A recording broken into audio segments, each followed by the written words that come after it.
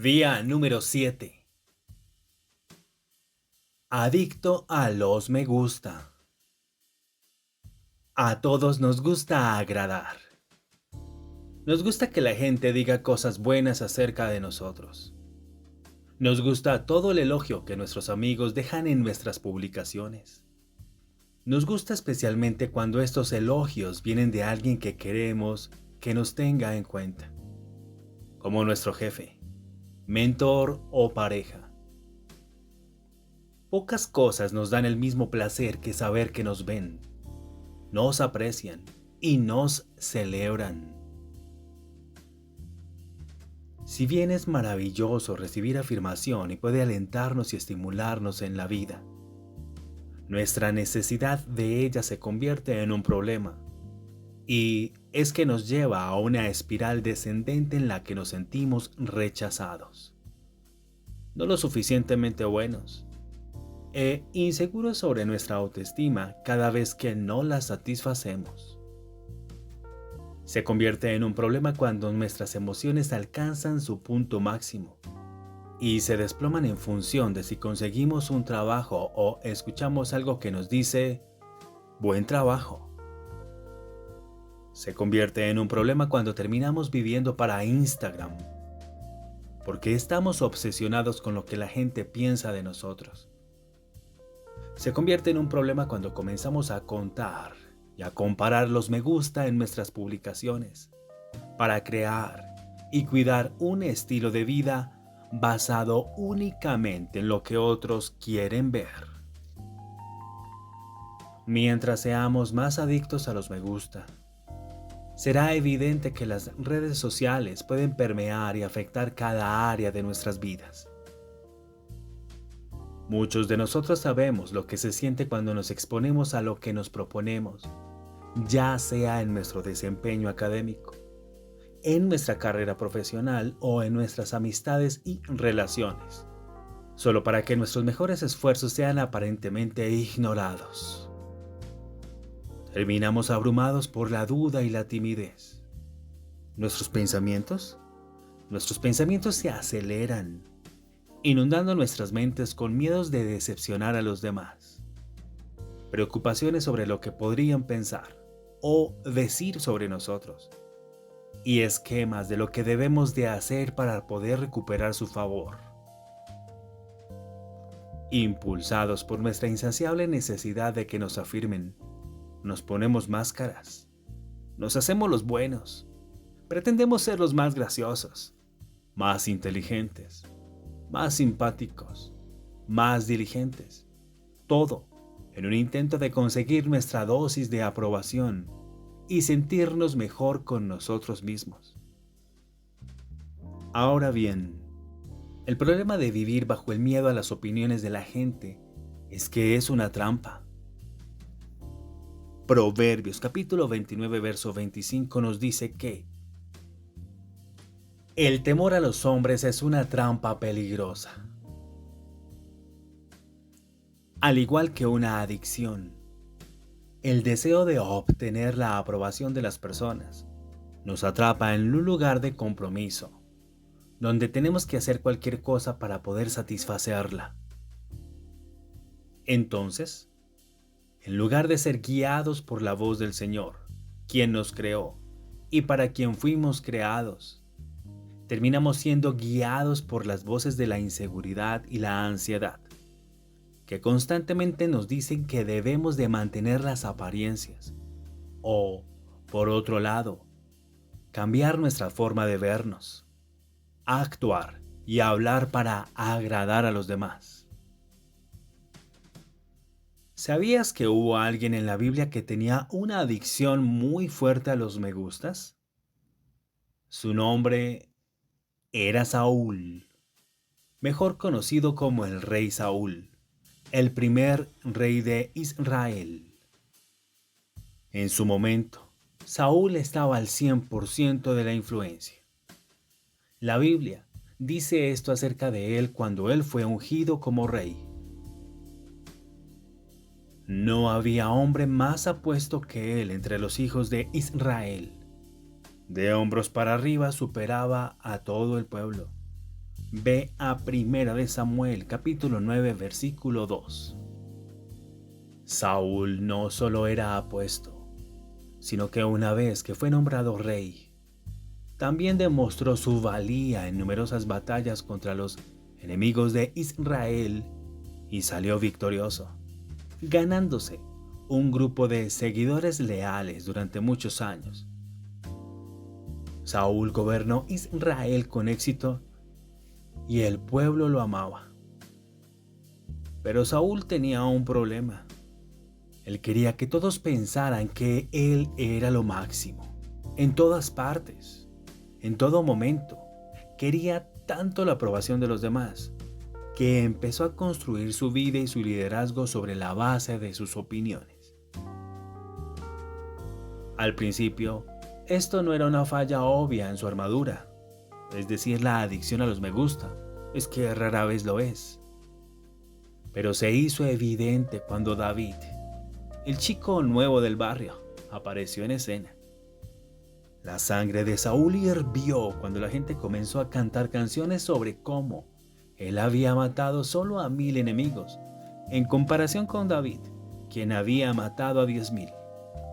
Esto era el equivalente a que las personas celebraran a David por tener 10 veces más me gusta que él. Saúl se enojó tanto. Es que él estaba tan celoso y paranoico que convirtió a David en su enemigo e intentó clavarlo en la pared con una lanza.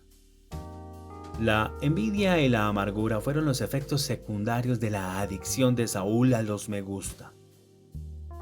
Pero el verdadero problema surgió cuando Saúl tuvo que elegir entre lo que Dios quería y lo que quería la gente, cuyos me gusta valoraba tanto quería. No es difícil adivinar a quién escuchó Saúl. En Primera de Samuel capítulo 15, vemos cómo el Señor le dijo a Saúl que fuera contra los amalecitas, los enemigos y opresores de Israel desde hacía mucho tiempo. Le prometió a Saúl que Israel triunfaría y le dijo que todo lo que tenía que hacer era destruirlos por completo y todo lo que les pertenecía. Pero el pueblo de Israel tenía otras ideas. La adicción de Saúl a la aprobación entró en acción y cedió, cediendo a lo que ellos querían. Él mantuvo vivo al rey de los amalecitas y permitió que el pueblo tomara el botín, las ovejas, bueyes y lo mejor de las cosas que debían de haber sido destruidas. ¿Pero por qué? Es que como dijo el mismo Saúl más tarde, temí al pueblo y escuché su voz. Ve a Primera de Samuel capítulo 15 verso 24. Lo trágico aquí es que lo que Saúl se negó a destruir, terminó destruyéndolo a él. Al final, fue una amalecita quien lo mató en batalla muchos años después. Bueno, ¿y ahora qué pasa con David, el asesino de gigantes que se convirtió en rey a quien Dios ungió en lugar de Saúl?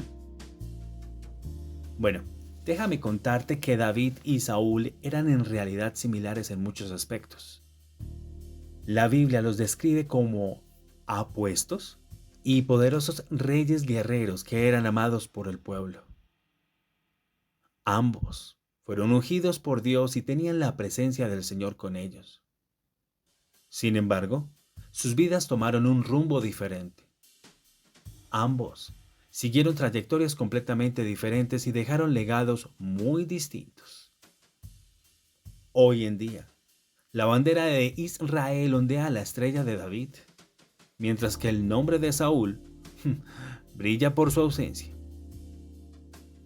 ¿Qué pasó? A diferencia de Saúl, David vivió por encima de las limitaciones de la opinión y la aprobación de los hombres hacia él. Vemos esto más claramente en un enfrentamiento que David tuvo con el mismo enemigo que derribó a Saúl, los amalecitas.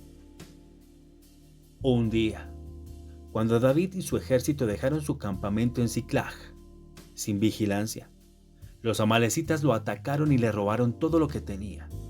Le quitaron todas sus pertenencias y capturaron a sus esposas e hijos.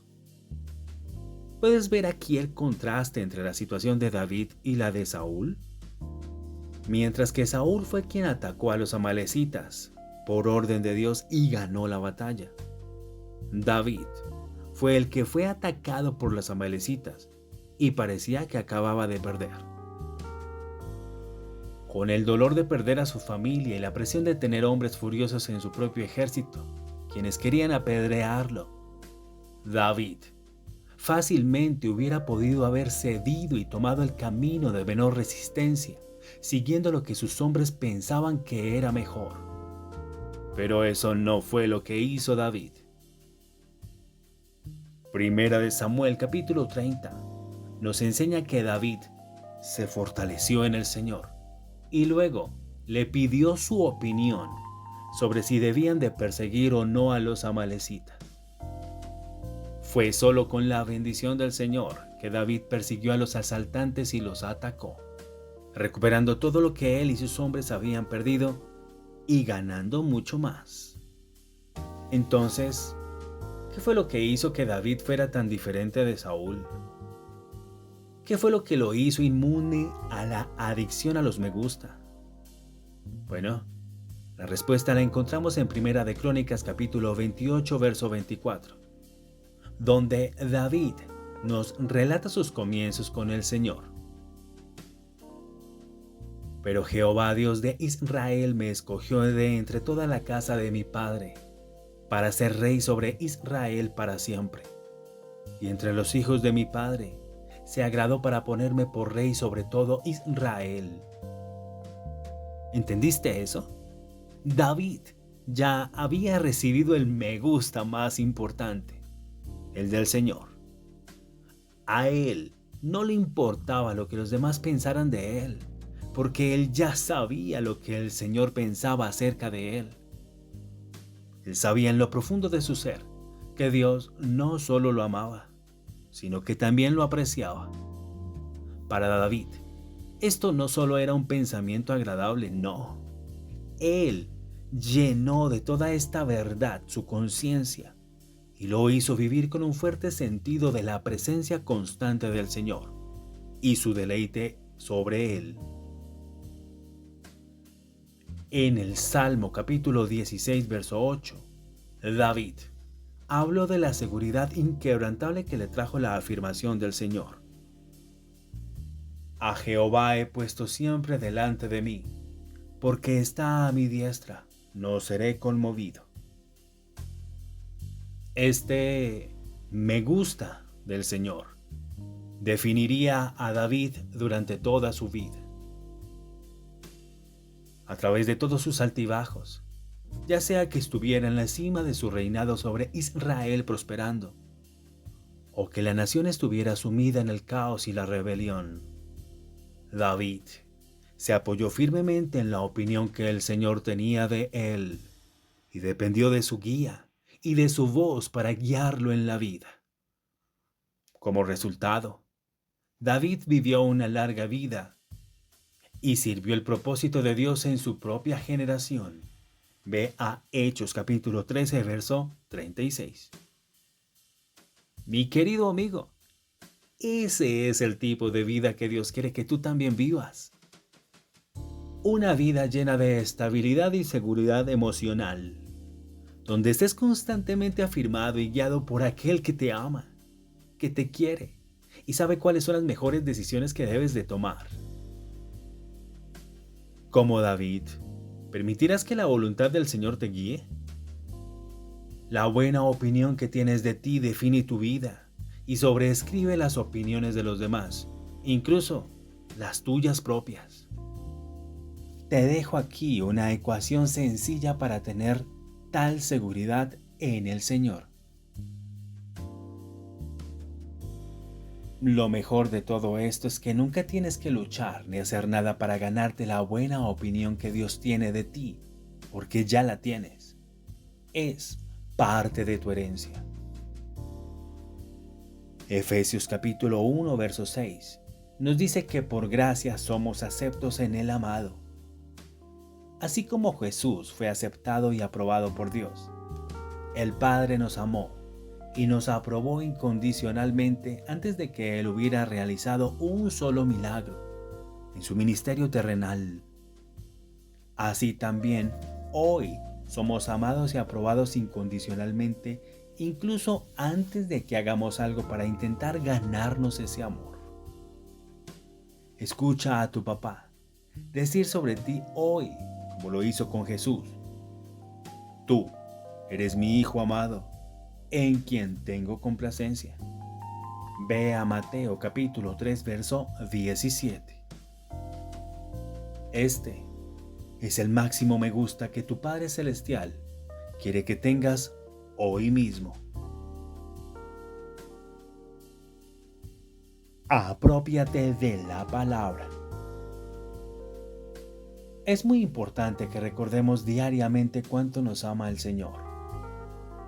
Puedes configurar un recordatorio diario de Mateo 3, verso 17.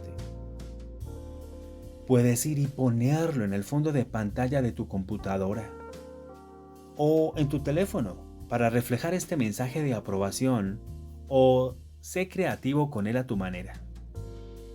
Mientras escuchas a tu Padre Celestial hablar las palabras de Mateo capítulo 3, verso 17 sobre ti, tómate un tiempo para ser realmente consciente de su deleite sobre ti.